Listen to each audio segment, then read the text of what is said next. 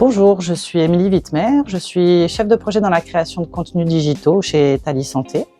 Je suis également référente du groupe Danse qui s'intéresse principalement à la santé physique et mentale des danseurs.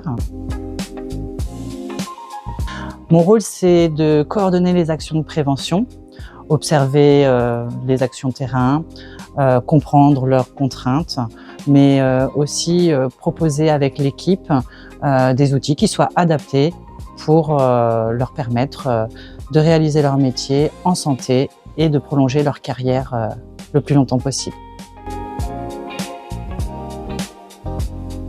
Le groupe Danse est constitué d'une petite équipe pluridisciplinaire avec une infirmière santé-travail, une assistante médicale et un ergonome. L'idée, c'est vraiment de mieux comprendre le travail réel des danseurs, à savoir leur rythme de travail, les conditions de travail ainsi que leurs besoins.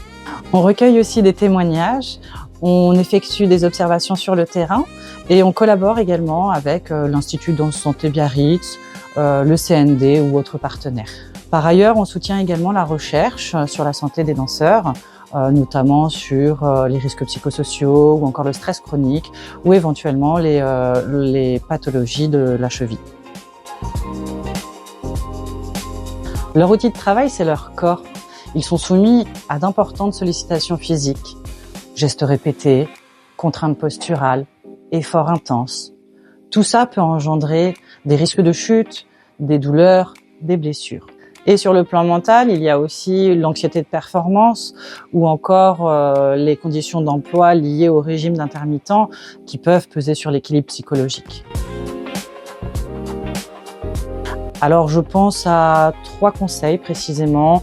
Le premier, d'intégrer la prévention au quotidien en veillant précisément à son hygiène de vie, donc porter une attention particulière au sommeil, à l'alimentation, tout ce qui va être réchauffement, récupération. D'être également vigilant aux signaux faibles, de repérer tout de suite les petites gênes et douleurs, de les traiter le plus rapidement possible sans attendre. Et enfin, s'entourer de professionnels spécialisés et ne pas hésiter à se rapprocher de son service de santé au travail qui est là pour accompagner, orienter et conseiller. Oui, tout à fait. On a publié une fiche thématique sur l'hydratation, une sur l'alimentation et d'autres sont en préparation, vous verrez, dans un format plutôt sympathique, notamment sur les partenaires de la prévention. Au-delà des supports, on participe également à des tables rondes, des ateliers, des journées professionnelles, puisque l'idée c'est quand même de continuer à échanger avec eux et d'être au plus près de leurs besoins. Alors oui, je pense à une danseuse que j'ai rencontrée récemment.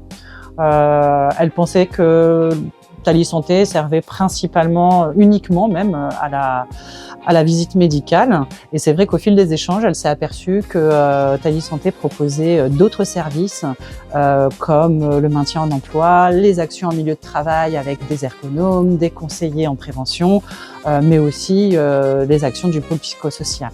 Et c'est exactement ce qu'on veut montrer. La santé au travail, ça va au-delà de la visite médicale. Ça peut être un vrai soutien pour les artistes.